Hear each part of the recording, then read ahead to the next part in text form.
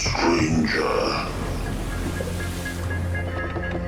Greetings, pilgrims, and thanks for joining us today on our 78th excursion into Innsmouth. As you can see, we've brought you once again to the TV lounge of the Squid Inn for part 2 of our look at Lovecraftian television. I'm one of your guides, Rob Poyton. And I'm the other one, Tim Mendes. Yeah, we're going to make ourselves comfortable, get some beers in, and sit down and watch an episode of something that I believe, Rob, is quite near and dear to your heart this week. Consider it was actually 1970, wasn't it? But it feels incredibly 60s to me. Yes. Oh, it is very 60s. Yeah, a lot of childhood memories with this one, with the associated merch and all the rest of it. Yeah, we're going to be looking at the series, the Gerry Anderson series, UFO. But before we do that, as Tim said, do make yourselves comfortable.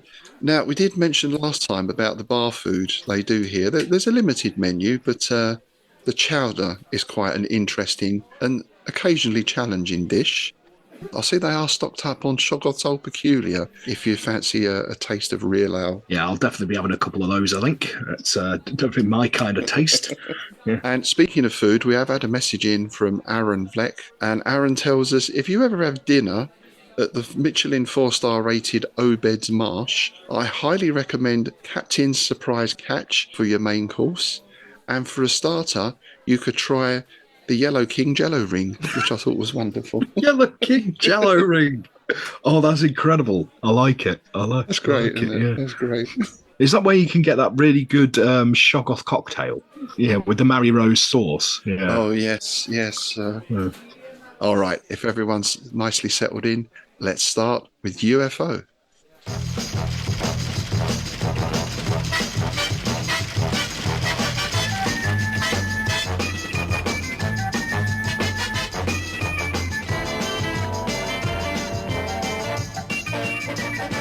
Yeah, brilliant stuff. Rob, I haven't actually watched any of this since I was a kid. And I think somewhere along the lines in my head, it's kind of got mixed up with Space 1999.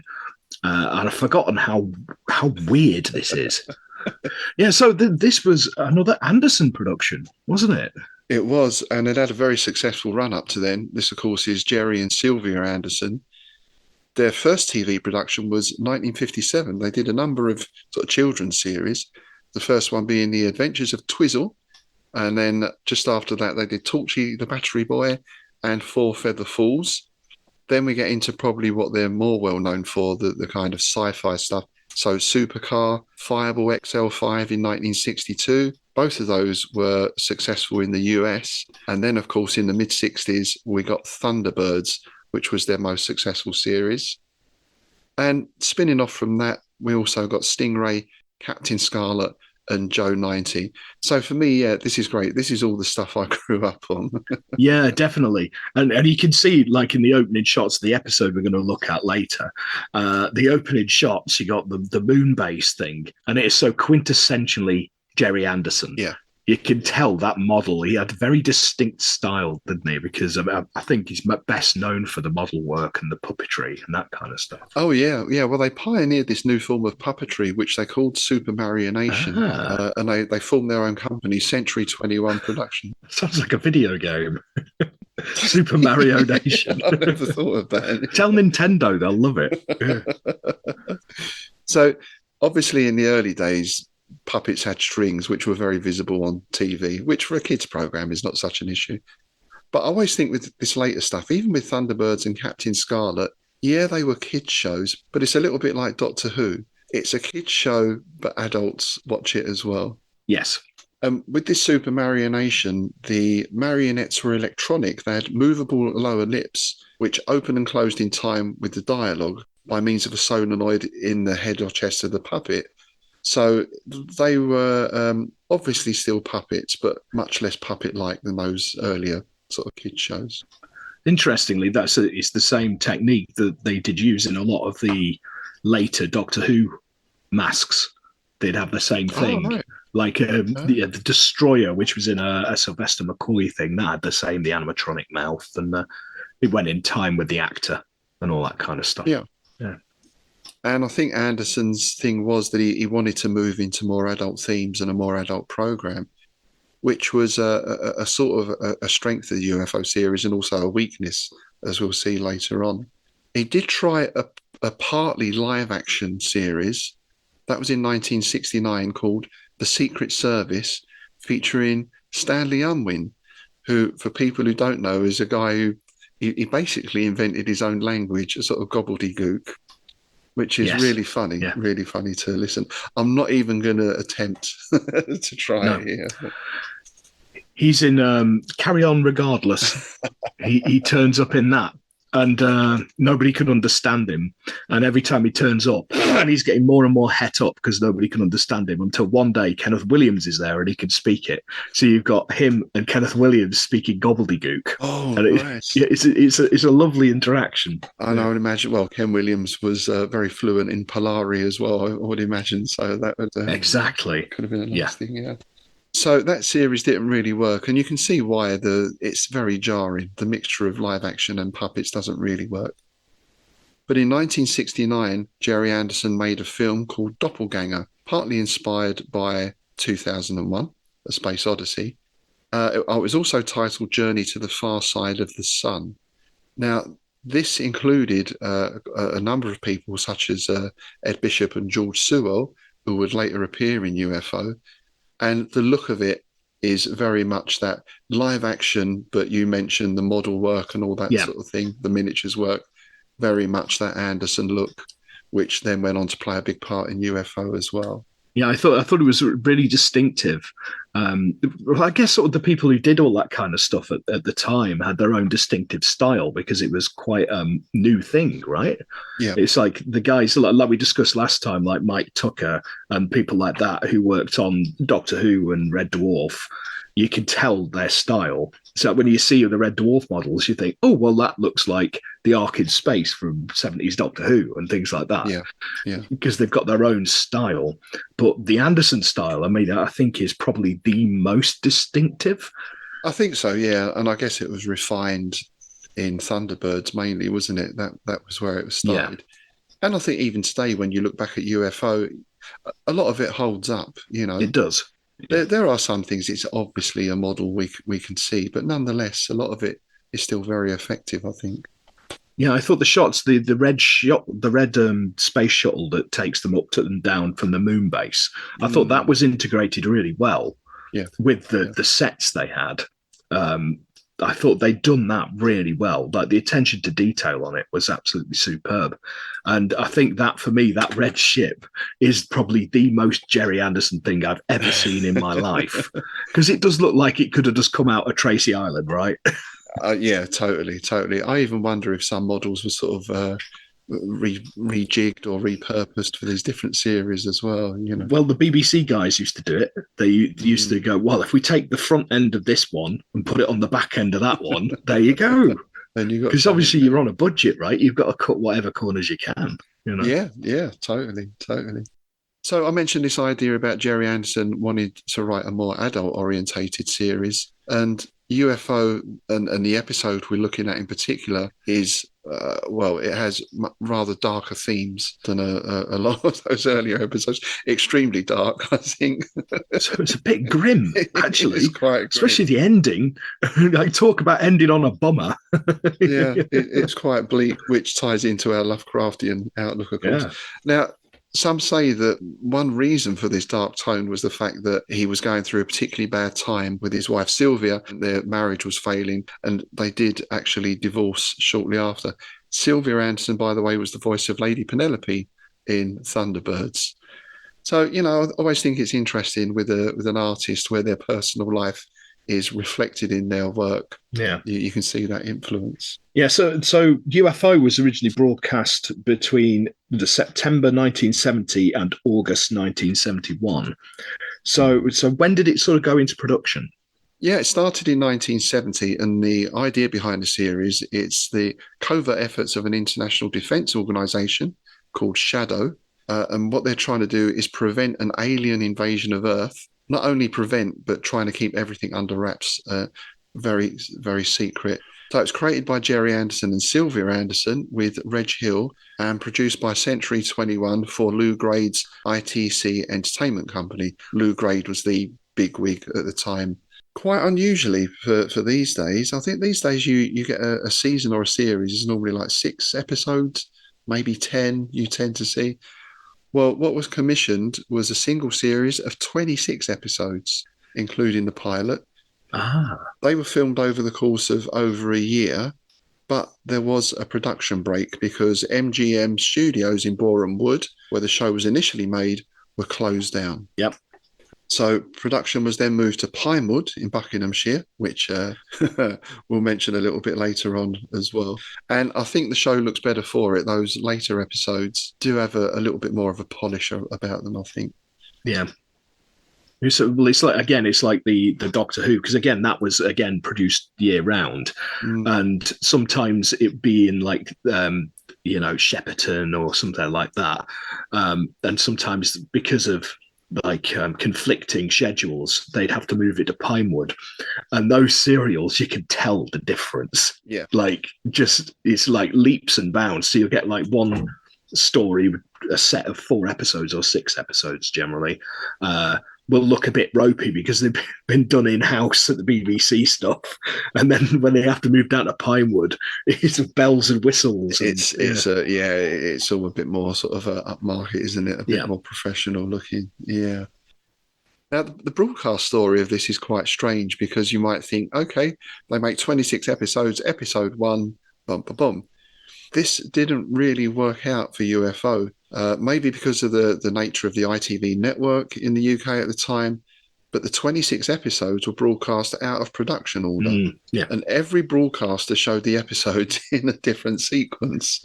Yeah, that was the issue I had finding this episode, because in some, like in the DVD release, it's the 3rd episode, but it was actually broadcast like the 13th. Or something. It was the 19th one that was filmed, and it was 19th one it was filmed, and it was the broad. Yeah. Bloody hell! So, I mean, luckily, this was the thing of series back then. You got very little follow on from episode to episode, right? Whereas now a series tends to build, right?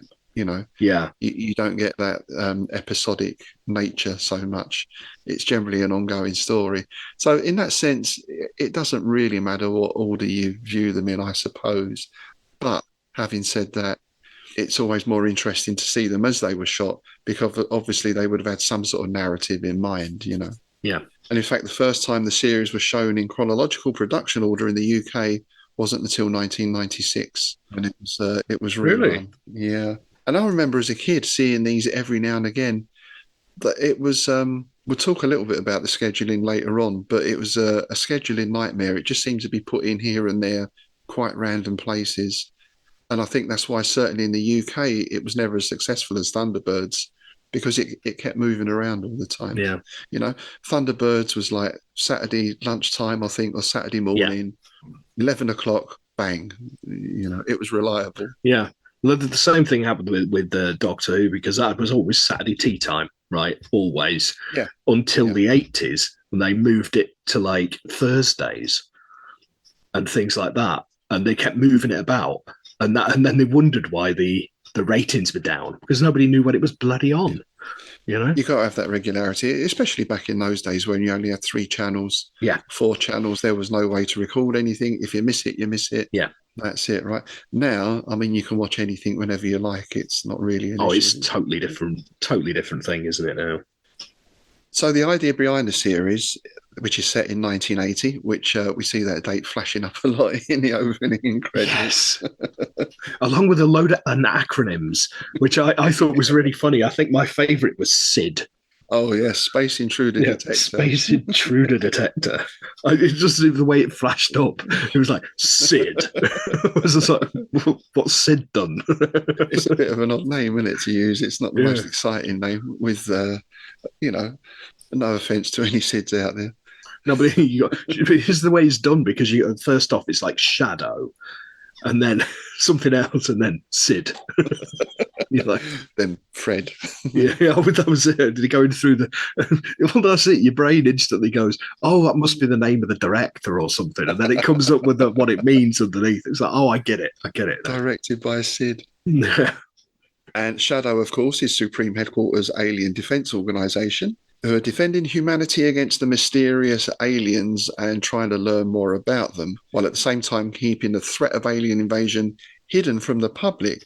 So Shadow, the organisation, is cunningly disguised as a film studio, the Harlington Straker Film Studio. And they have this sort of subterranean HQ underneath the film studio building. I really liked that. I like the fact that the lift was an office. Yeah, it's not just a lift, is it? It's the whole room. That's pretty neat. The whole room goes down, you know. I'd certainly make like having a bit of rumpy in an elevator more easier, wouldn't it? You know, if you could take your desk or your chair up and down with you. And that building, by the way, that we see, the Harlington Straker building, is actually called Neptune House. It's a building at L Street. And you might also recognise it from Grange Hill. It was used as Grange Hill School as well. Oh, right. I'm pretty sure that's been used in things as well. Yeah, well, you will have seen the inside as well, because the interior was also used in Holby City, the medical drama. Quite a few years later, actually, that was, wasn't it? Yeah, because that was the one that was the spin-off of Casualty, wasn't it? Yeah. Yeah, I don't think I ever watched any Holby City, to be fair. No, not really my cup of tea, I have to say. No, same. Casualty was always funny in quite a grim way. It was always that sort of frail person stood on top of a stepladder fixing some curtains or something, wasn't it? Yeah. Oh! Then they fall over. It's quite a strange entertainment, I think.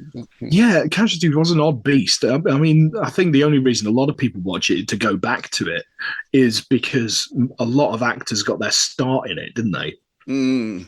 Yes. You know, yeah. As Spod who falls off ladder.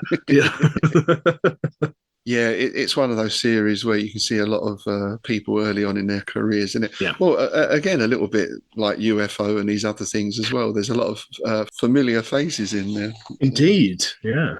Now, we mentioned this idea of darker themes, and the show certainly delivers on that. I mean, we even have one episode where Straker's son is killed in a car accident. And I think another thing we can say about it as well, it made an attempt to be diverse as well for the time. Yes. Yeah. Now, there are certainly some issues around the portrayal of women, I think, in places. That is somewhat more of its time. But it is certainly a racially diverse cast. I think there's even mention in one episode of someone mentions racial prejudice, and it sort of says, oh, we've moved well beyond that. Yeah. Which, for 1980 was a bit of wishful thinking, perhaps. Yeah. The one thing I noticed, what I wanted to ask you about, was there ever a reason given? It's like when you go to Earth, all of the women have normal hair colours, but they go up to the moon base, they've all got purple hair. Yeah, absolutely no reason given at all. Yeah, it's like, was it like a fashion trend? I've just got an image of all these young girls going up to work on the moon base and going, "Oh God, after you with the purple hair dye." It is a strange thing. There's some speculation that it was Sylvia Anderson just enjoying herself with the costume design. Ah, right. And thinking, this looks fabulous, we're going to use it. Yeah, because all the ladies on the moon base are wearing these sort of Baco foil, Indeed. Silver, quite short skirt type of outfits, aren't they? Yeah. Like I say, very incredibly 60s and almost a forerunner to like Barbarella, that kind of sci-fi outfit, you know? Yeah. Very much. Having said that, I mean, the clothing was a bit more muted back on Earth. Yeah. The men have all got these sort of Nehru suits, haven't they? Yeah. Which are quite stylish. And turtlenecks. Yeah. Turtlenecks. Yeah, it's all very mod, isn't it? Yeah. It is rare. Yeah. And all the women had beehives. Yeah. And another thing you notice as well is a lot of the clothing is rather tight, isn't it? Indeed. for both sexes. I was going to say, especially those poor astronauts. Not very flattering, some of that. Yeah, not much left to the imagination there. No. And then we have the rather strange thing on Skydiver, the submarine. Everyone's wearing string vests, quite sort of stylish string vests, but nonetheless, string vests. Seems like incredibly nautical. Yeah. So, yeah, it very much has its own distinct look, though I think, as you said, it's got that Anderson model look. That's largely down to Derek Meddings, who's a British effects maestro. So that's is responsible for much of the model work. And the other thing we get, which we see highlighted in the opening credits, is this lovely amount of kit. We've got a submarine with a jet fighter attached to it that launches out of the water.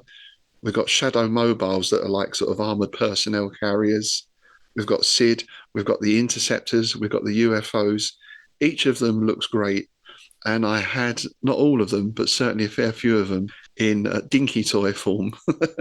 I had one of the cars because I also had Penelope. I also had Miss Penelope's car, and I had one of them because I was going to say about those cars, they were brilliant. And I also had the Spy Who Loves Me, the car from that, the one that went underwater. Oh yeah, the submarine. It's like a Lamborghini. The Lotus. Lotus. Yeah, it was a Lotus, I think. Yeah. So yeah, and they're very similar. It's like all the cars that like they had almost like the DeLorean doors that are sort of winged up, didn't you, and stuff. The gull wing doors. Yeah, then that's interesting. Yeah, because that James Bond car was a similar sort of shape. Indeed. Yeah. It's interesting how cars, their view of future cars was bigger and sort of boxier, almost quite square shaped. Yeah. And what we've got now is something entirely different from that. Yeah. And I think there's a general point there, because if we talk about the music as well, because this is one of my favourite TV themes, being a keen Hammond organist, as I am, we've got that great Hammond in the opening. And that theme is then obviously sort of, it comes in again throughout the show, but always slightly changed and in different ways. Again, it's one of the most 60s things I've ever heard in my life. Is that walking double bass. There's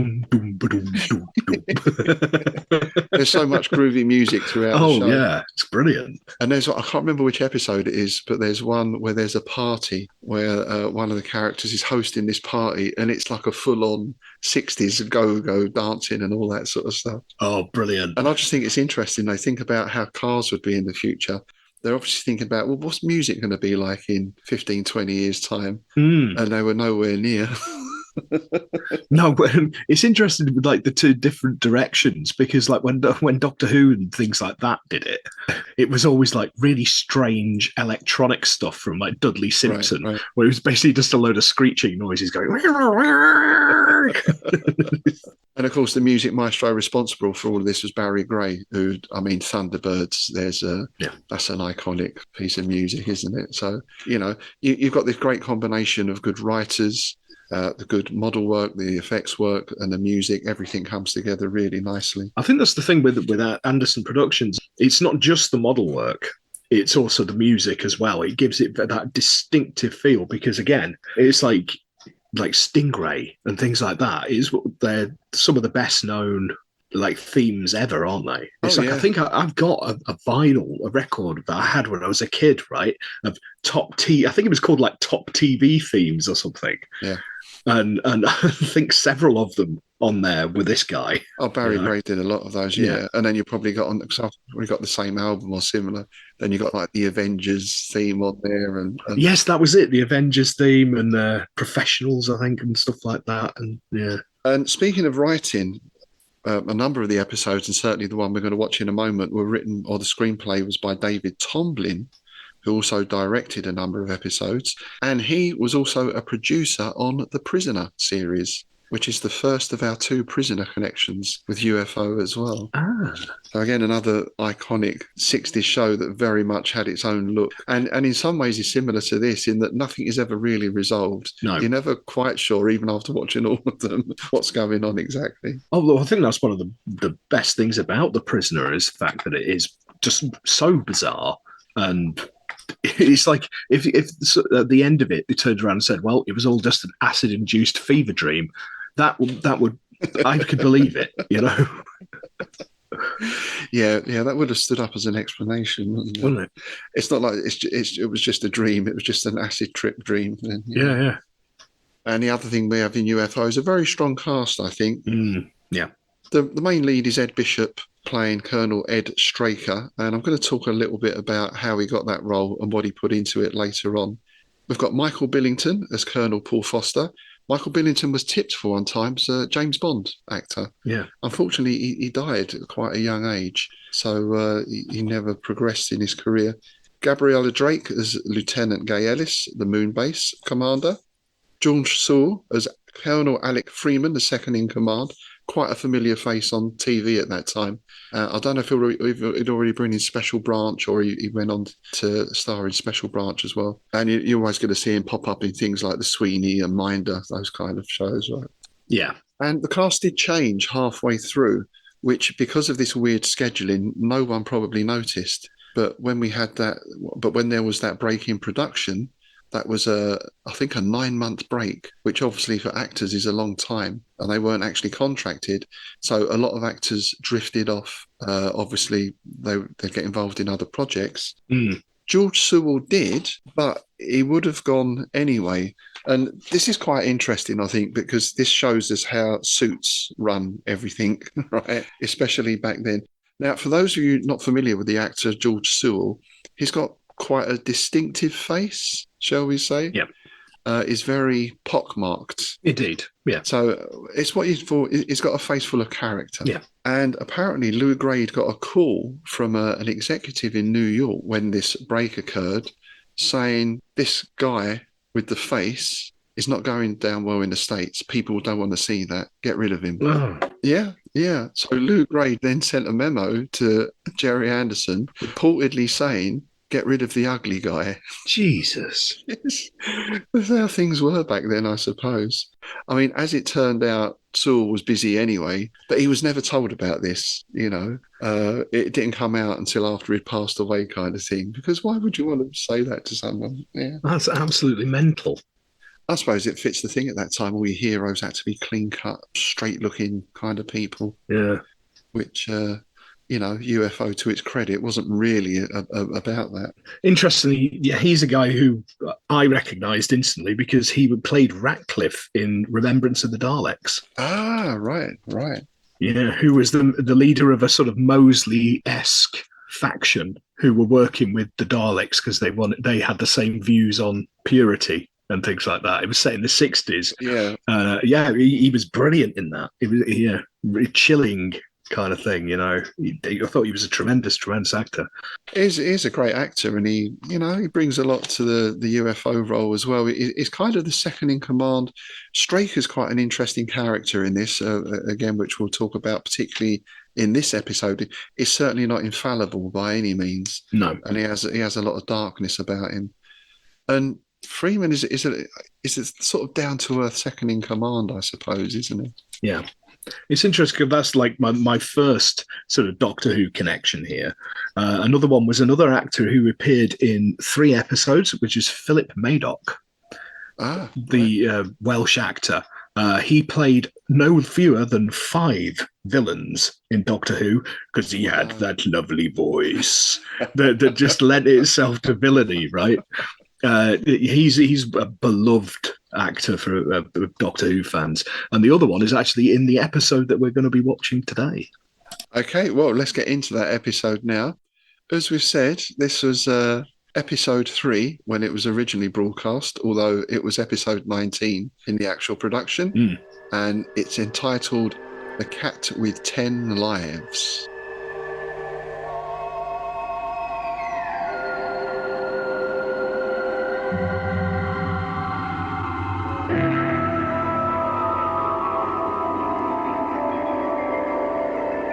We mentioned the opening music at the start there. I just want to quickly give a nod to that closing music as well, because that music always terrified me as a kid. It was good. Yeah, in conjunction with that sort of alien planet suddenly appearing, this big ominous presence. That really works well, I thought. I thought it worked particularly well at the end of this episode because it ends on, like we said, on such a bummer, which we'll get to. So that to have that really ominous kind of music, I thought that really works really well. And this was part of the issue with UFO, right? It's ostensibly a kid's show. It's made by the Thunderbirds guy. Yeah. Yet the themes are very dark and adult. So I think particularly when it came, when it went across to the States, there was confusion about where do you put this? Do you put this on at tea time? Is it an evening show? And that I think in the end was its downfall, really. And I think over here, a lot of our sort of kids shows, like you were saying, were watched by adults. Like Doctor Who at the time was very adult, with the Philip Hinchcliffe era. Was basically all Hammer horror every week and things like that. But like a lot of the what they called kids' TV shows of the sort of early 70s were incredibly disturbing. Even the cartoons and puppet shows were really, really twisted and weird. And I'm sure we'll be getting onto some of those later in this look at Lovecraftian television, things like Tarot and the Children of the Stones and all the rest of it. Children of the Stones, yeah. So our episode starts on Moonbase, where we've got this lovely old-fashioned radar screen. And that's one thing, of course, you get in these. That the future has not gone digital, is it? All your timers are little countdown things and everything else. And you got them big old CRT monitors as well, haven't you? Obviously from a BBC computer, from the tiny little green or blue screen. Yeah, that's the one. And we're straight into the action because we've got 3 UFOs approaching the moon. And another thing of this is not just the music, but the sound design, because that noise the UFOs make is excellent. I mean, in space, no one can hear anything, right? But, you know, it all adds to the atmosphere. Indeed. Yeah, and on this, when it cuts to the shadow thing, this is when we get the one I wanted to bring up, which is Wanda Ventham.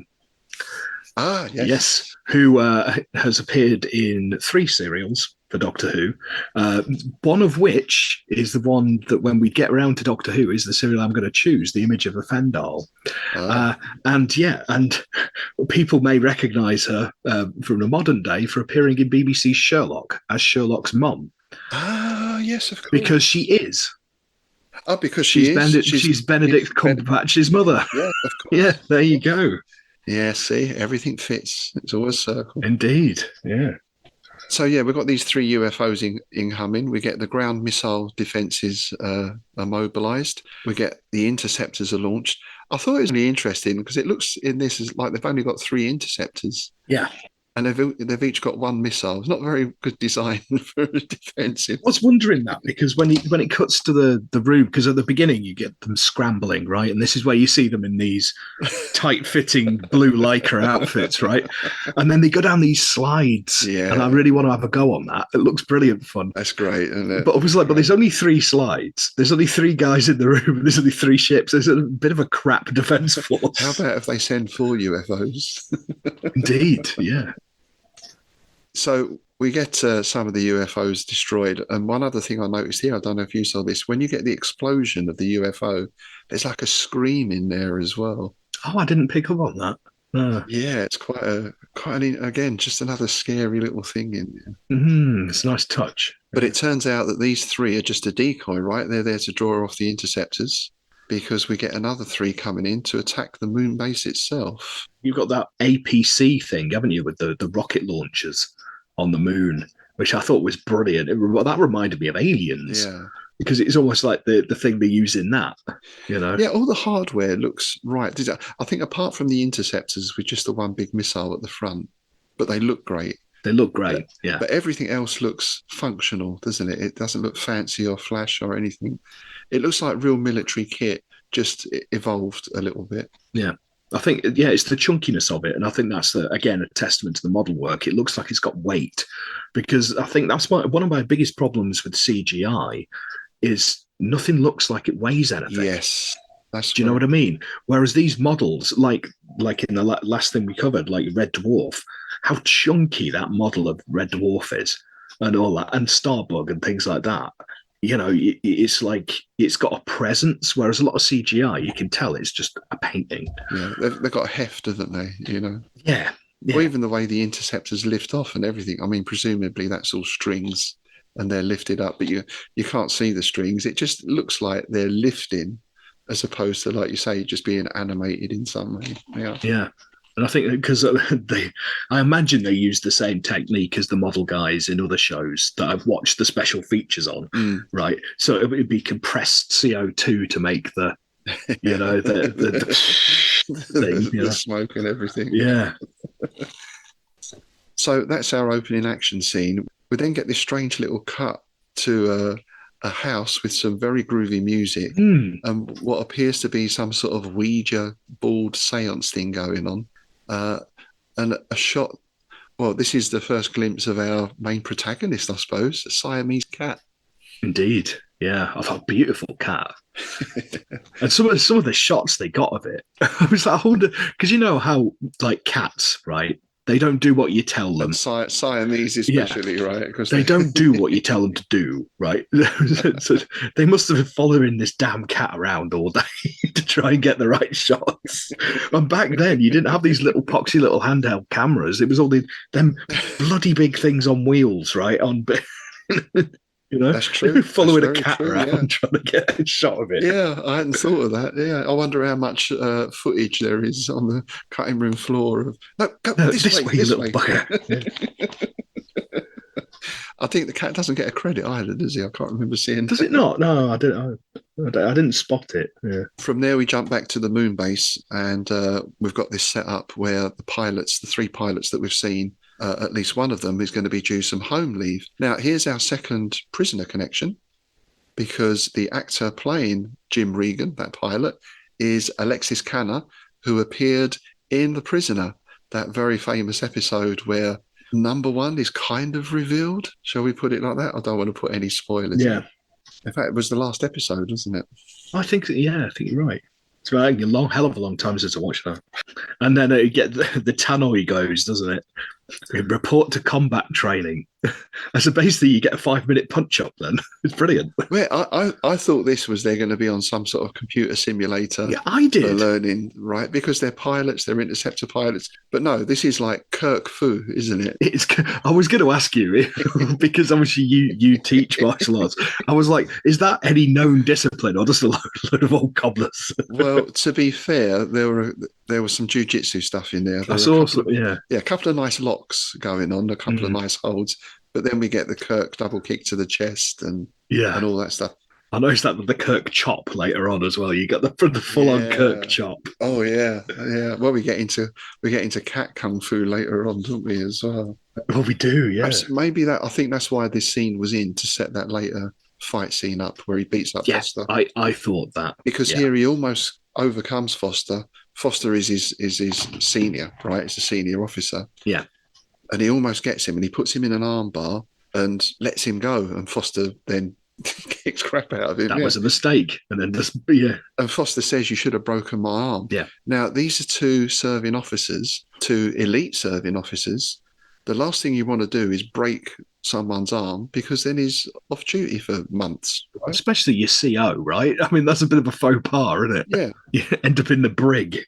So it doesn't really make sense. But that does give us a hint of something that's to come later on, which relates to how Ed Bishop played his character, which was this idea of there's no mercy, right? If you need to break the arm, you break the arm. Even in this friendly sparring situation, well, you should have broken my arm, and because you didn't, now I punch you in the face. Yeah. So that's something that recurs later on as well, in a much more drastic setting, really. Indeed, yeah.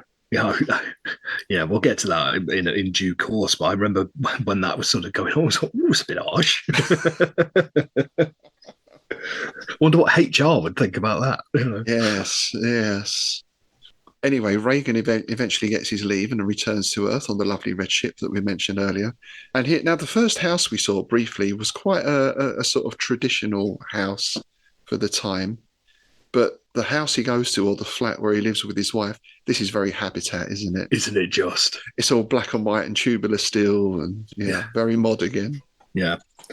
And the actress who plays his wife, Virginia, I just wanted to talk about this. Jean, sorry, not Virginia.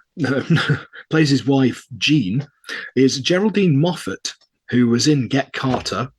Sewell was in Get Carter as well, wasn't he? Oh, yes, he was, yeah. She was also in Adamant Lives, Department S, and The Professionals. Wow. So, yeah, she was very much a genre actress. But she's actually the mother of Dan and Sam Hauser, who video game nerds will recognize the names because they're producers, directors of video games, but they're the co-founders and owners of Rockstar Games, who made the Grand Theft Auto series. Wow, they really did well for themselves then, didn't they? And Red Dead Redemption and all that. I mean, Grand Theft is huge, isn't it? It's a huge game. It's interesting to speculate how growing up with a sort of parent who was in this sort of genre field, would have spurred them to go into something in that field as well. Indeed, yeah. Not to become an accountant. I don't know why people always pick on accountants. Just to get, let's say, a more conventional job. Let's put it like that. Yeah. I think that's probably down to Monty Python. Because it was always accountants, wasn't it? That they had a dig at. And that was due to their own financial woes. And we get this little domestic scene where, he has just got back off a tour of duty. He obviously has certain things on his mind. But his wife says, no, we've promised to visit your cousin. Yeah, the Thompsons. Who are the Thompsons. And we're back to that house that we saw at the start. And this couple are great. They're very British, aren't they? We've got the guy smoking a pipe. Yes. And the wife has that terribly cut glass BBC accent. It's wonderful. RP, yeah. What I loved about this, though, was on the car journey there, it was saying that, oh, God, he's going to play us his films again. His holiday snaps. It's that thing, the holiday snaps, right? But there's the line. I wrote it down because it made me laugh. The last one, cutting habits of the British earthworm. I think the bloke's a bit kinky. That had me laughing out loud, that did. Well, isn't that typical British thing again, where it's all subtext and everything is hidden underneath this this outwardly very respectable exterior? But indeed, they're probably hardened swingers. Probably, yeah. Well, they've got a sex dungeon set up in the attic or something, yeah. Well, I don't know how conventional this was at the time, because this was something my parents did. I think this was a thing at the time. This was a fashionable thing to get the Ouija board out. It was. And I remember my mum and dad doing this when they had friends around to get the Ouija. They actually stopped after a certain incident, which I won't go into now. It will take too long. But it was put away after my granddad died and never got out again. Right. But yeah, this was a regular occurrence in our house. It was a thing. It was like the parties. It was like fondue and Ouija boards. Yeah. It was bizarre, wasn't it? I think that ran up until the sort of mid-80s, didn't it? Of like, you had house parties. Oh, we're gonna play charades, then we'll get the Ouija board out, we'll do the fondue, put the keys in the ashtray. See, I knew we were getting on. Not all parties, obviously, but let's go and see the sex dungeon. Yeah. Gerald, put your pipe down. Yeah. Take your cardi off. Yeah. But this is a little strange, because this stuff arrived, the sort of cards and everything they're using, in a package. There was a package left on their doorstep. And, no further explanation is given about that. Though, of course, we can draw our own conclusions later on. So we get the full seance scene here. We get a little bit with the wine glass being moved around, but she thinks someone's pushing it. So she goes into full medium mode, doesn't she, here? And she starts to call the spirits. The spirits. She does, yeah. Are there any spirits? Yeah. So yeah, it's hands joined around the table kind of thing. And old Jim Regan goes into a bit of a trance here, doesn't he? Yeah, he does. And then when he sort of comes out of it, he said he'd passed out or fallen asleep, didn't he? He's got no sort of recollection of what's gone on. And I thought this was interesting on two things. One, this is that mixture of science and the supernatural, right? Which is very Lovecraftian in that sense. But the second thing is obviously not right, but he drives home. Yeah. Yeah. Which makes it even more bizarre, because like in that earlier scene, right? I'm assuming that's when the box has turned up. And obviously the cat's lurking about. And the cat's lurking around. Yeah. So we've already seen the cat there, yeah. So we've already seen that. And so to my mind, when he goes into this trance, the cat's already getting into his head. Yes. Right? So we get that sort of psychedelic light show, don't we? We get like a light on his third eye. Yeah, the third eye thing, which I thought was a nice touch. It comes back later on even better when he's in the Interceptor. But so when he's driving, he's gone completely the wrong way, hasn't he? Because he's obviously... Yeah. And she's like, where are you going? So given that, she says, well, look, I'll drive. And he sort of falls asleep in the passenger seat, suddenly wakes up, pulls the handbrake, brings the car to a screeching halt, and said, oh, what, you nearly ran over that cat. Yeah. Which there's no way he could have seen. And obviously, this is the Siamese cat again. So this would appear to all be a setup in order to get him to pick up the cat. Yeah, and she gets out, gets the cat, and then decides she wants to keep it, which is standard, you know. Well, yeah, I thought that was a bit odd, wasn't it? Like, Yeah. well, they do say, "Oh, we take it to the police station." I think, don't they? Well, I thought that was odd because I mean, you see a cat, you just assume it's from somewhere. You don't think I'll take it to the police station. Well, yeah. I mean, I suppose nowadays they have chips and stuff in as well. But even then, yeah, exactly. Then it would have had a collar on or something. Yeah, you wouldn't just pick up a cat by the road, would you? Unless it had been injured or something, you know. Yeah. But perhaps the cat is exerting an influence on her as well. Possibly. Yeah. But this is where she looks up and we see something strange in the woods. Indeed. We see a landed UFO. I thought that was really, really nicely done because it's not really signposted and it's quite fleeting. It does give you that sort of jolt, that sort of, you know. Yeah. And then we get this full-on alien abduction scene, which again was nice because it's all kind of point of view shot and you don't really see much of anything, but you get a glimpse of these red-suited figures and it's like a sort of stun gun or something. They knock them out with. You know, I like the fact that it's done and they carried over the shoulder so the camera flips upside down. That was a nice touch of the POVs upside down or on its side because of the way they've been carried. Yeah. This is where we get into these darker themes, right? Because there's some implications here. There is some implication that there may have been some probing going on. Yes. Well, we know that the wife is pregnant, right? That's already been established. And yeah, we get this quite disjointed scene. Again, there's that psychedelic light thing going on, which reminded me of what was the Michael Caine film? Was it the Ipcress file or something? Yeah, the Ipcress file. Yeah, they try and it was that kind of thing, which again is of its time, right? The late 60s psychedelic thing. Yeah. But it's there is a sort of suggestion of something rather unpleasant happening, isn't there? Yeah, especially when he's talking to his boss later on, and he basically just slips it in, doesn't he? Pun not intended that time for once. But his boss basically says they may have given you an examination and and decided your parts weren't suitable, kind of thing. So yeah, but the wife is, because he wakes up back in the car and his wife's gone. Yeah. Obviously, he puts two and two together. And then you get, again, you don't even see it. You just get that sound of the UFO taking off and disappearing, which is like, that's horrible, isn't it? Yeah. I don't know if it was there or later on, but you get a lovely shot of the UFO coming out of the lake. Oh, yeah, later on. Yeah. Is it later on? Yeah, that's really masterfully done, isn't it? Yeah. Yeah. So, of course, he rushes straight to Shadow HQ and he's got the cat with him. And he's just barging straight in, like we say, he's into the office lift, and that's it, straight down. I've got to see Straker now.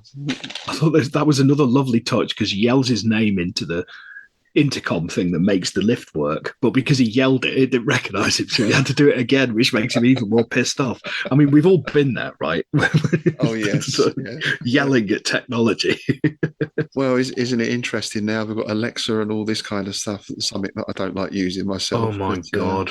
Yeah, now you can talk to the bloody stuff and yeah, it'll even talk back. We had a barbecue in the summer around my sister-in-law's house, and they've got the Alexa set up with the lights and everything on it, right? And we'd moved indoors because it was getting dark and we were playing a board game. And it was getting dark, so it was like the lights. And I was next to this lamp, right? I could have leaned over and turned it on. But Jack was like, Alexa, turn the lights on. One bulb came on this thing, right? Then he went, no, Alexa, turn all the lights on. The bulb went off. Alexa, turn the lights on. Two bulbs came on and I just went click. Oh, it's the rise of the machines. Yeah, it's going to be an incredibly crap apocalypse, isn't it? So he gets in to see Straker and he tells him what's happened. And we get this sort of bit of backstory that other people have gone missing from that area as well. And then there's that line of, we're pretty sure the aliens are looking for spare parts. And obviously you weren't a match, but your wife was. Anyway, get back to Moon Base, carry on, everything could be fine, which was quite remarkable, really. Yeah, that's what I think. And even Wanda Ventham, she's like, You can't do that. The guy's in shock. I mean, it is a bit daft when you think about it, because, you think even if he's not taken over by an alien cat, you think that, he's in shock. His mind's not going to be on what he's doing, is it? Yeah, and he's got a real specialist job as well. He's not he's a pilot on one of the main lines of defense against the UFO. Yeah. Well, that's the point, right? They're short-handed. Yeah. Yeah. Well, then we get this scene with the Doctor, and Dr. Jackson agrees with Straker. He's a cold fish, isn't he? Isn't he? But that actor, isn't he great? Brilliant, for that part? Absolutely brilliant. But yeah, I can't remember the chap's name. It's like Eastern European, and he's got that real clinical kind of approach, almost like a sort of mad doctor. And now I will remove your leg. Yeah, there was a bit of Dr. Moreau in there, wasn't there? There was a bit, it's the delivery as well. It kind of give me chills. If later on in the series they revealed he was an alien, I'd believe it, because he's really good, really well done. Yes.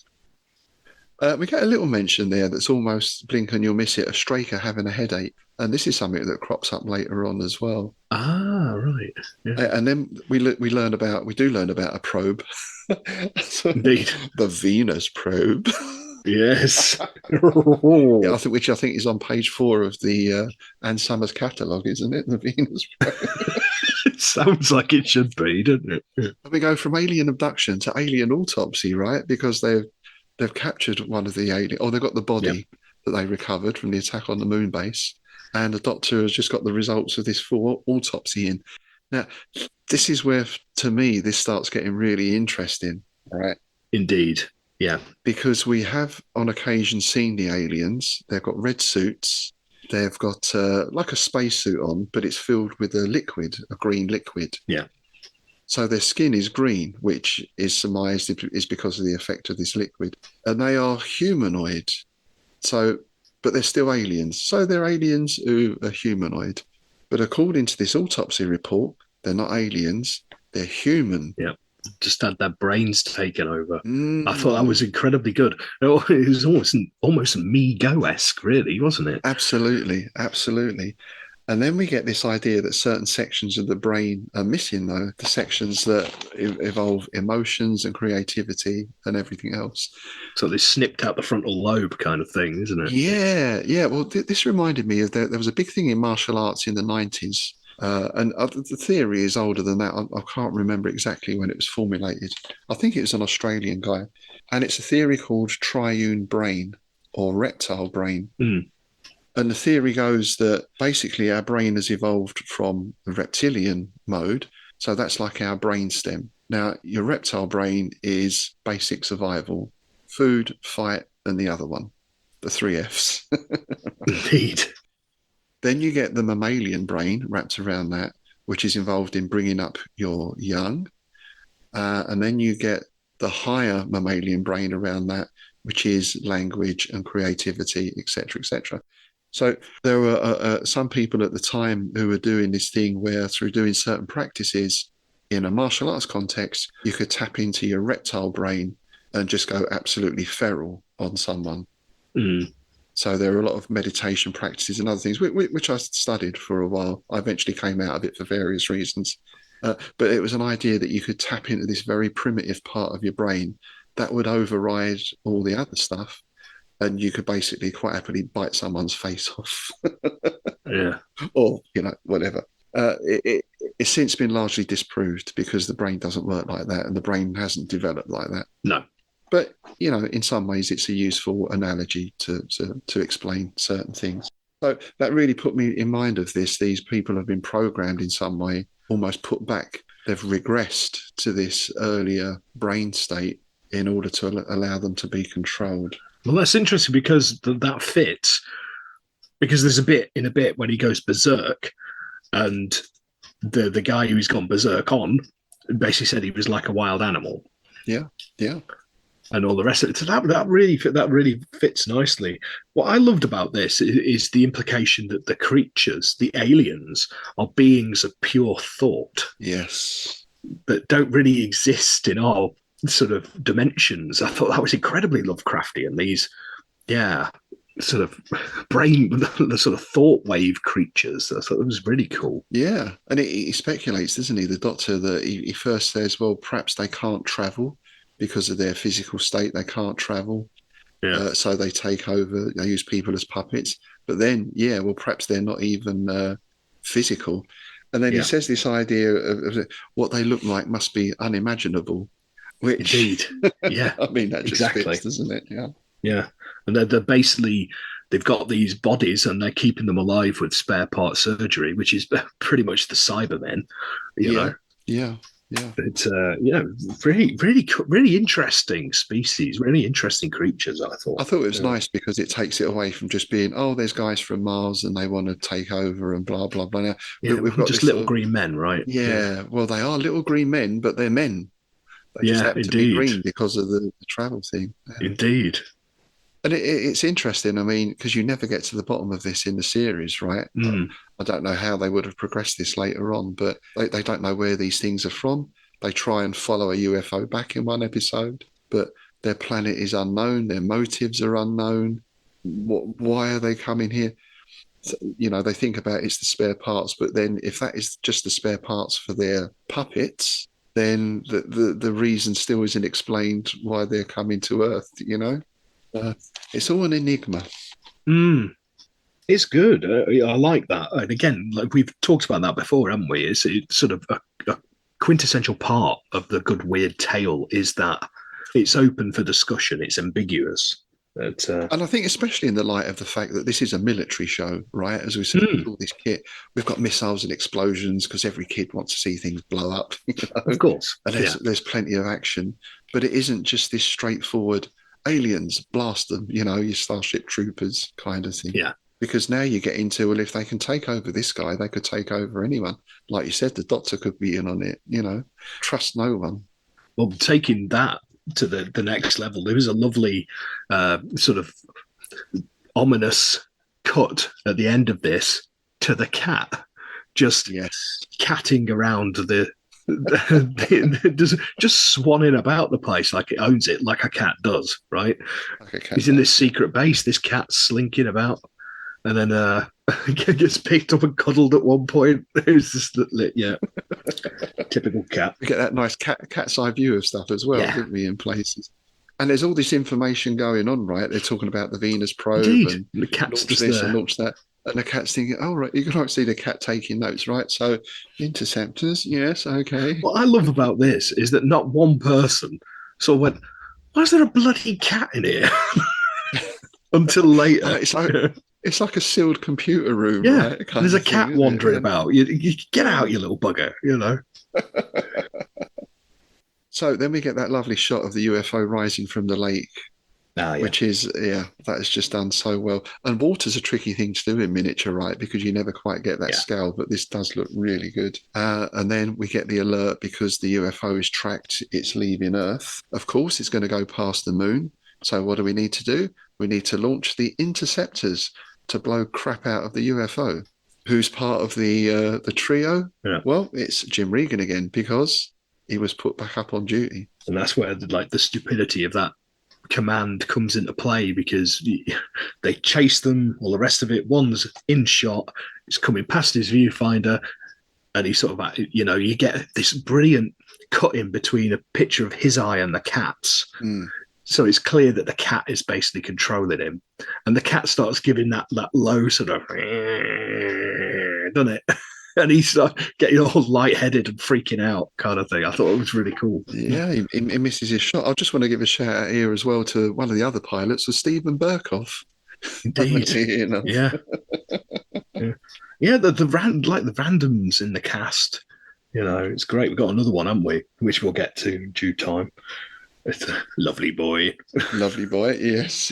And of course, what does come out during the course of that is Regan's wife was on board that UFO. Yeah. So is that why he didn't take the shot?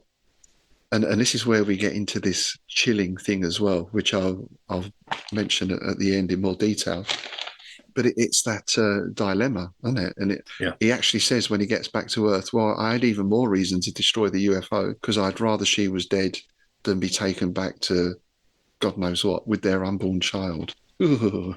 I know, yeah, it's one of them, isn't it? This is what we're talking about, the sort of grimness of it. It's considering it was supposed to be for kids, it's a bit, there's some heavy themes. It's heavy. Yeah, Yeah. yeah. And this is where I thought this was incredibly British. Was just like, right, that's it, you're suspended. Yes. And then you've got to come in and file this report and do this. You get like the wheels of bureaucracy are in motion. Well, that's it, because Reagan's back down. He's being carpeted basically by Straker. Though, to be fair, Straker does say, I made a mistake, doesn't he? At he one does, point. yeah. I shouldn't have done it. Nonetheless, you're off duty for a month. Foster's going to take over, report to the doc for a psychiatric evaluation. Then we get this nice little interlude here, which I thought at the time, what's this about? But actually plays a pivotal part later on in the plot. Yeah.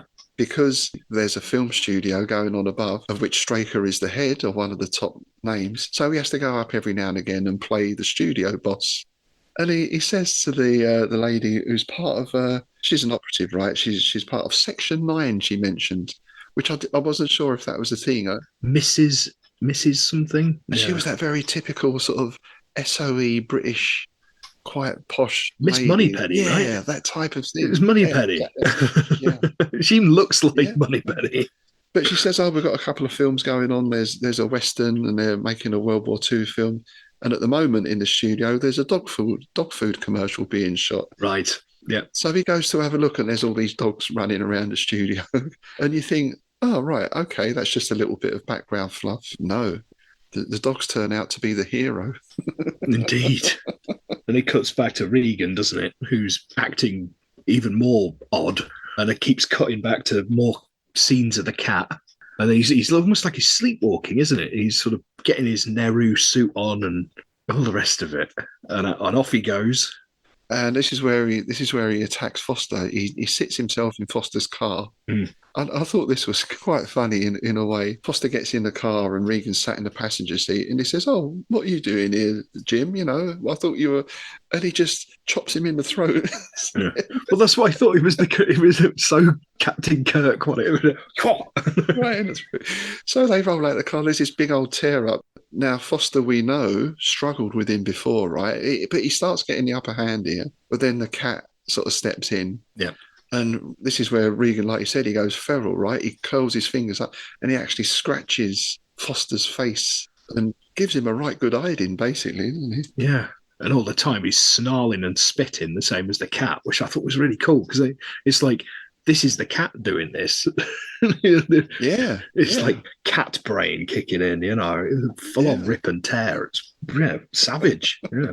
He chucks him down. That's sort of coal or something. I'm not sure what it was. Yeah, it's like, I think it is a coal bunker, isn't it? I think so. Yeah. In his lovely yellow top would have got stained. Yeah, his yellow turtleneck. Because again, the clothes in this are immaculate. Everyone is so well dressed. Oh, I know. Yeah. Even, funnily enough, the character we mentioned just now, and we were both laughing at the fact that because Reagan now is going back to the moon base, so he turns up at the airpad or airport, and who is the guy on the gate? Windsor Davies. Yeah. British listeners, and maybe a lot of Americans will know as the Sergeant Major from Einar Fotman. Yeah, indeed. Lovely boy. Lovely boy. Oh, sad. Oh, dear. Oh, dear. Sad. How sad. Never mind. Yeah. a wonderful actor and a great guy by all accounts. Yeah. And I thought it was funny in this. He doesn't look that young. No. But he's been made to wear this tight blue sort of lycra outfit. It's not flattering, is it? It's not flattering, is it? Yeah. Yeah. Windsor Davies also, for Carry On aficionados, appeared in 2 Carry On movies, Carry On England and Carry On Behind. Yes, my ball's burning. I'll step back from the fire. Yeah, exactly. I was going to say that one as well. Yeah. The other classic was in Carry On England, wasn't it? But you don't know the difference between a high on coal and a Bristol. No, but I know a fucker when I see one. Oh, marvellous. Yeah, so he basically lets Reagan through. I mean, this order has gone out that Foster is taking over Reagan's role, but Reagan goes, "Oh, yeah, Straker changed his mind." And he goes, "Oh, okay, if you say so." Lets him through. He's back off to Moonbase. And he ends up being part of the flight for the Venus probe, part of the escort flight for the. It's never explained what the Venus probe is exactly or what it does, but it's obviously very important. Yeah, and he sabotages as well. He goes into the other interceptors, doesn't he, and starts mucking about with things just before the order's given to scramble. Yes. So they start their flight. They meet up with the Venus probe, and Reagan has got another plan. He veers off and basically is going to do a kamikaze into Moonbase. He's going to destroy the Moonbase. Yeah, they basically turned him into a sleeper agent, haven't they? It's pretty much the Manchurian candidate. Yeah, yeah. But instead of a trigger phrase, it's a cat that's triggering his thing. And I thought here we had this thing again of Straker issues the order to the other two pilots. Well, shoot him down. Yeah. Another one. He's obviously heading for Moonbase and they'll shoot him down. Yeah. But he's nobbled the interceptors, right? So they can't stop him. That's really funny because I don't know if you could see that. Nobbled the other interceptors. I wrote down the exact phrase that you just said. It's because we grew up reading the same comics and watching the same film. I think it must be. That reminds me. There was a reference really early on when he first went back to Earth about Dan Dare. Ah, I missed that. He made a Dan Dare reference. He said, "Oh yeah, it's very Dan Dare." Wow. I thought, awesome. I guess that's a nice little nod back to a sort of previous British sci-fi. Dan Dare was British, wasn't it? Oh yeah. Yeah. Nice continuity, that is. Yeah. So the situation looks pretty hopeless, and you felt a bit sorry for the ladies on Moonbase. They were just sort of sat there, weren't they, waiting for this thing to. I don't know why they didn't get the missile launchers out on the surface. Perhaps it was too late. This thing was coming in at such a speed. Yeah. Or maybe that's why they showed, because that one got blown up, didn't it? Oh, yes, it did. Maybe that's why they did it. Yeah. So to negate that being a solution. So we've only got 3 interceptors and 1 missile launcher. And 1 missile launcher, yeah. Straker really needs to push for a bigger budget, I think. Again, very British. It's like, you can have a cup full of paper clips and 1 pistol. Yes, we fired the missile, sir, and it missed. So basically, we're doomed now. Oh, well done, Sergeant. Carry on. Yeah, and that's when Foster turns up, and he's talking about saying he was like a savage animal, and he was snarling like a cat, and he scratched my face, and all the rest of it. And then 2 and 2 gets put together, doesn't it? And they're like, yes, that bloody cat. Where is it? Yeah, find me that cat. And someone says, oh, it left. It went up in the lift with me or something. It's already gone. Now, luckily, what can we do? There's no way we can find a cat around here, right? Luckily, what have we got on hand? 30 beagles. The dog food commercial. Who, if anything like my Buster, if they see a cat 100 yards away, he's going to go for it. So they let loose these beagles in the surrounding countryside.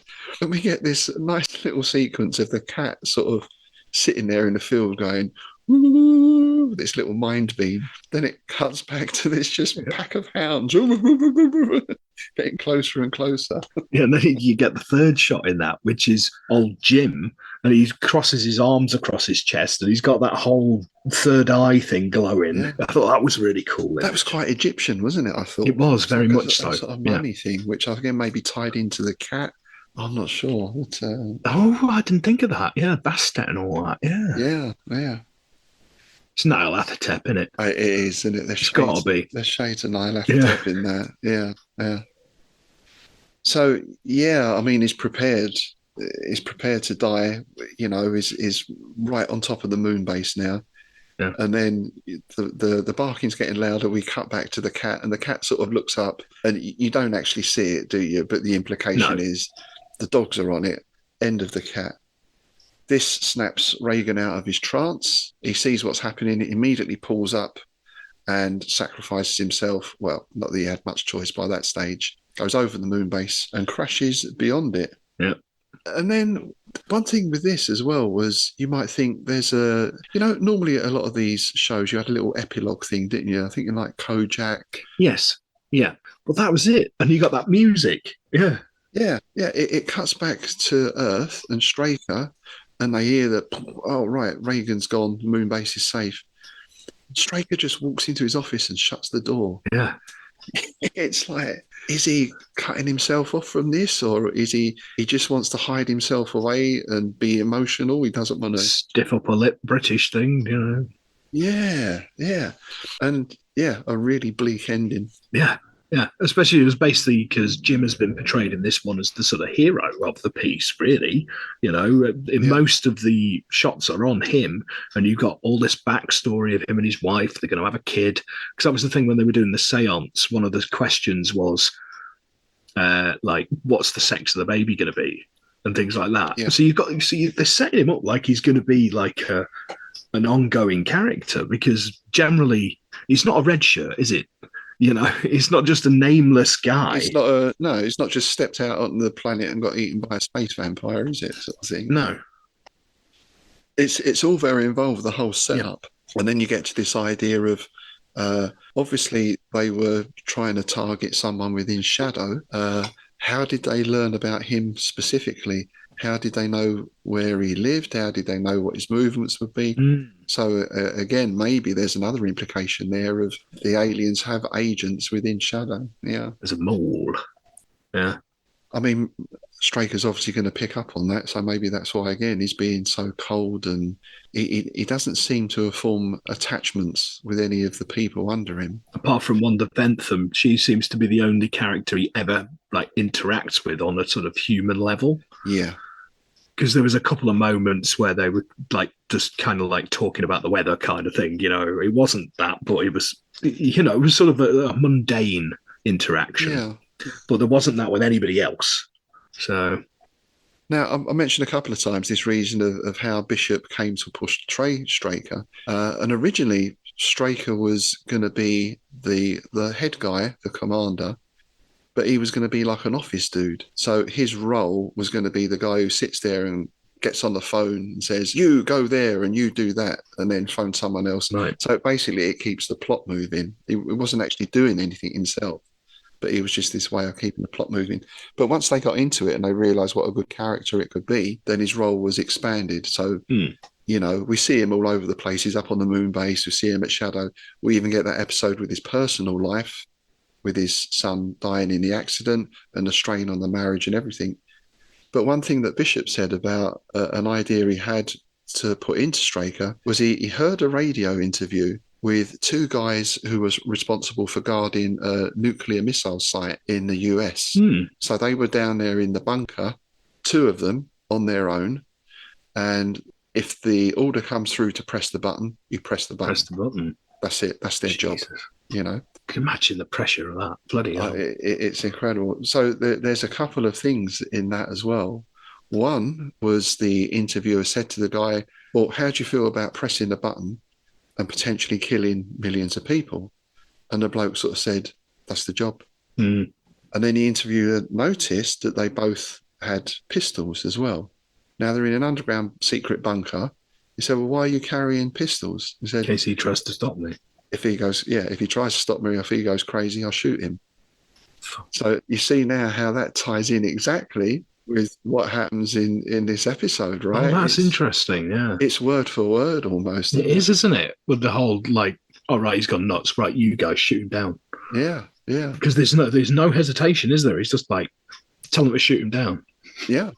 And even the fact of, not sending him on leave that first time is we're short of pilots, send him there. Don't care what's happening. Don't care what state he's in. We need a body up there flying an interceptor.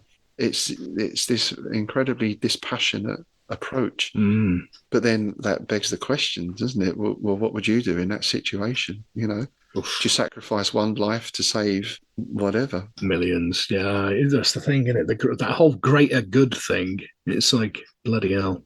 Yeah. And considering this is a kid's show, I mean, allegedly. I know, exactly. Yeah, I mean, there's so many things in there that you could start picking apart and unraveling. Yeah. But at the time, I thought, wow, ladies in silver outfits and purple wigs, interceptors firing missiles, cool music. Yeah. But you found that a lot with TV of that era, because I mean, even like especially the John Pertwee era of Doctor Who, a lot of it has like a message. It's about the eco stuff and this stuff about like the common market and things like that. That when I watched it as a kid, flew right over my head. Yeah. I watch it now, I'm like, oh, I get it. Yeah. That's them having a dig at that. And I think in some ways, this is the difference between maybe British TV of the time and the American TV. Yeah. Which was, I mean, Star Trek was an exception, I would say. But generally, your American stuff is much more on that heroic level. Yes, especially of the era. I mean, even with Star Trek, to an extent, Kirk is obviously the hero, right? Yeah, I think that's what always niggled me about the original series. It was all just a bit black and white, you know. Yeah, it's a bit like Cowboys in Space to an extent. It basically was. It was a Western in space, wasn't it? It was like Star Wars. But, yeah. Yeah, I mean, it did make attempts to do other things and everything else. And again, I'm sure like Roddenberry was working under the restriction of the studios. Indeed, yeah. And this is basically what happened to UFO because it was very successful in the States. It didn't syndicate till a couple of years after it was shown in this country. It was shown in Canada as well. But the US, especially in New York and LA, it was very, very popular. Right. So I'm speculate that's because it was put on a Saturday night just before one of the prime shows. Is it Keep It in the Family or one of those Archie Bunker? I don't know. So it was put on before a big show on a Saturday night. Right.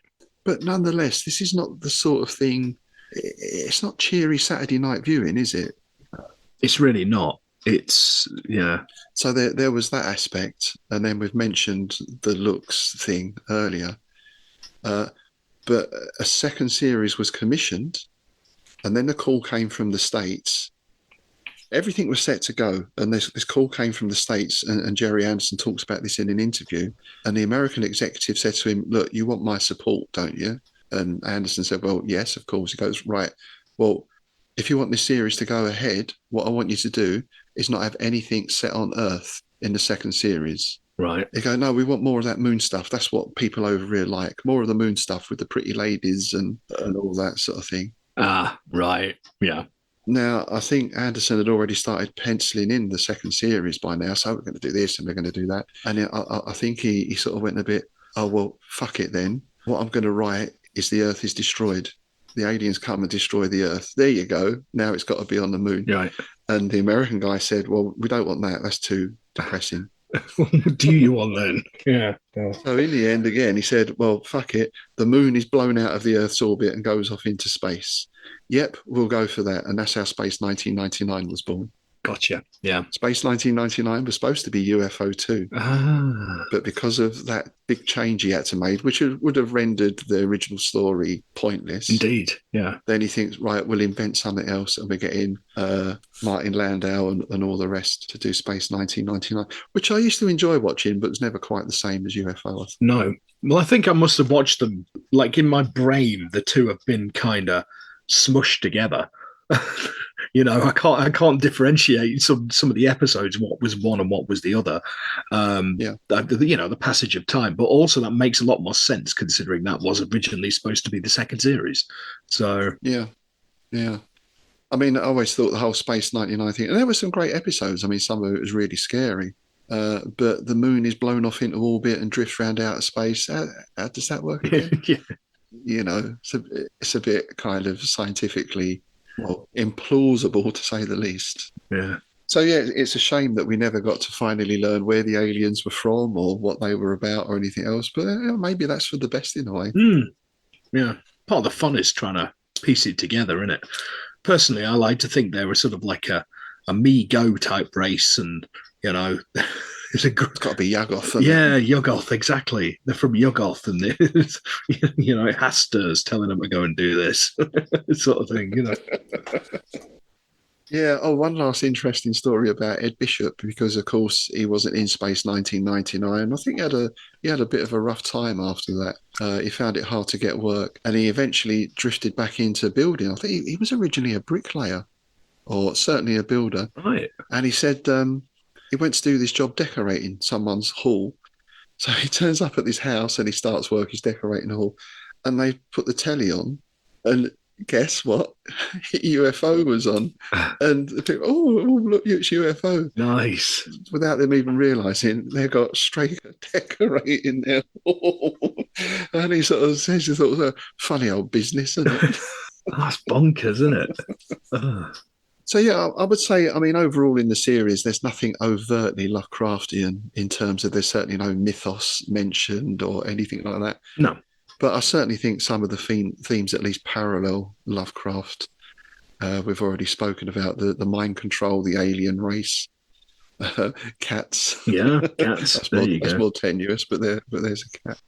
And I actually thought with that idea of possession, you got like Joseph Curwen, yeah, and the thing on the doorstep. Indeed, that's certainly something Lovecraft uses. Yeah, people supplanting people's consciousness. That was something that Lovecraft did quite a few times, actually. As an Athwaite, like you say, Curwen. Yeah. Charles Dexter Ward and all that. And even things like the idea of the military being involved in this covert operation to thwart the plans of an alien species.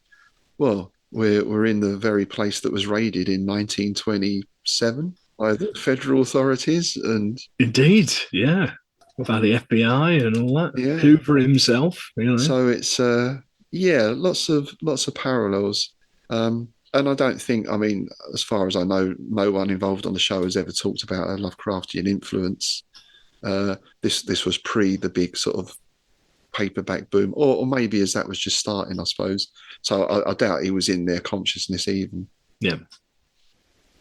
But I think we can certainly see a lot of influences on things like Men in Black with the amnesia ray and that kind of stuff. Oh, yeah.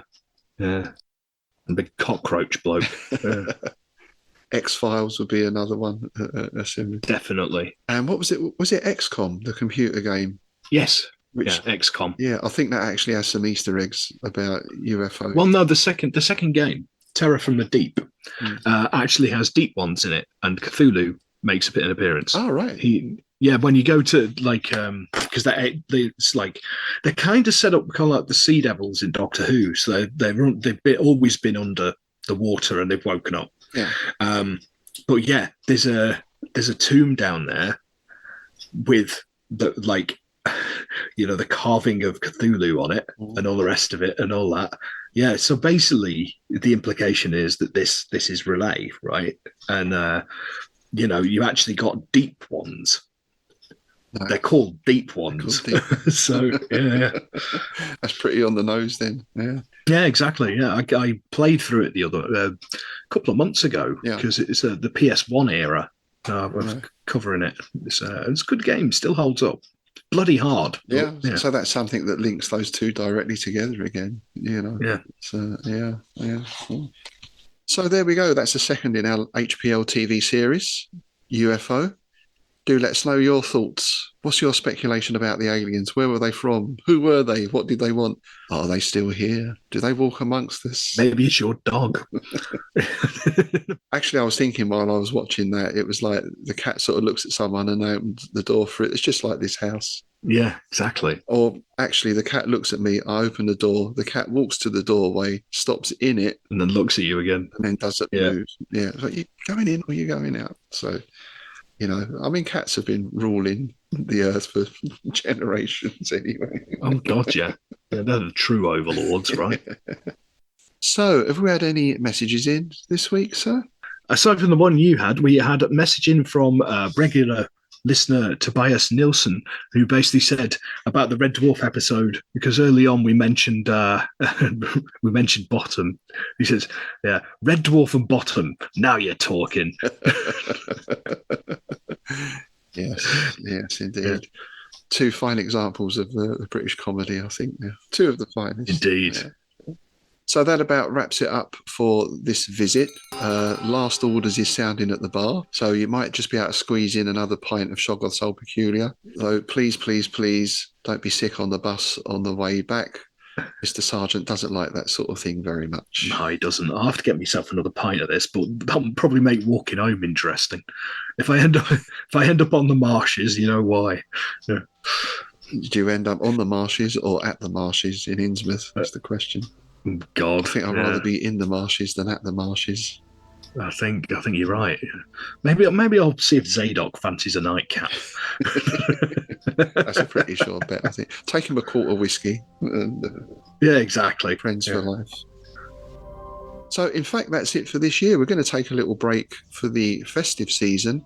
Because, of course, while we will brave Innsmouth at Halloween, none of us are daft enough to visit Innsmouth over festival period. Oh, no. Even we blanch at that. So there will be a short break where we'll put out some readings and some bits and pieces over Christmas. And we're going to return in the new year. And we've got a guest coming in to choose a series next time, I believe. Indeed, yeah. We're going to be joined by John Houlihan, who works for Modiphius Games, all right? Yes. Works on Actung Cthulhu and all that kind of stuff. And yeah, he has chosen True Detective Season 1. Oh, King in Yellow. Indeed. Have you seen the yellow sign? I'm looking forward to that. I'm going to watch that again then over Christmas, because I've not seen that for a while, that series. Yeah, I am. I think it's one of those that will bear repeated viewing, won't it? I imagine that. Oh, yeah. Yeah. Excellent. So we're looking forward to that. Thanks for joining us today. Do have a lovely Christmas and festive season, however you choose to celebrate it, be that in traditional style, or perhaps you hang up tentacle-like decorations around your house. like me. Or fly around on a Biaki, Fly around on a Biaki, yeah. Visit your local subterranean lake. Who are we to judge? Who are we to judge? Yeah. Thanks again to all our subscribers and to our patrons. Of course, if you want to support the show, you can sign up at Patreon, where we give you a lot of goodies, including Innsmouth News. There is going to be a Christmas edition of Innsmouth News out for patrons. And of course, you get access to all the bonus content for the Innsmouth Book Club and Strange Shadows as well. And as always, please do send us your comments, questions, suggestions. You can email us at dagonsaka@outlook.com. You can post on our Facebook page, our YouTube, our Patreon site, and all those other places that seem to exist on social media these days, half of which I don't even know the names of. So, yeah. Or how they work. Yeah. Especially how they work. Yeah. Oh, I will be putting some information up about the RSS feeds for patrons as well, hopefully in the next few days. So, with all that out of the way, thanks again for all your support for this year. We'll see you in 2024. It's goodbye from me, Rob Poynton. And it's goodbye from me, Tim Mendes.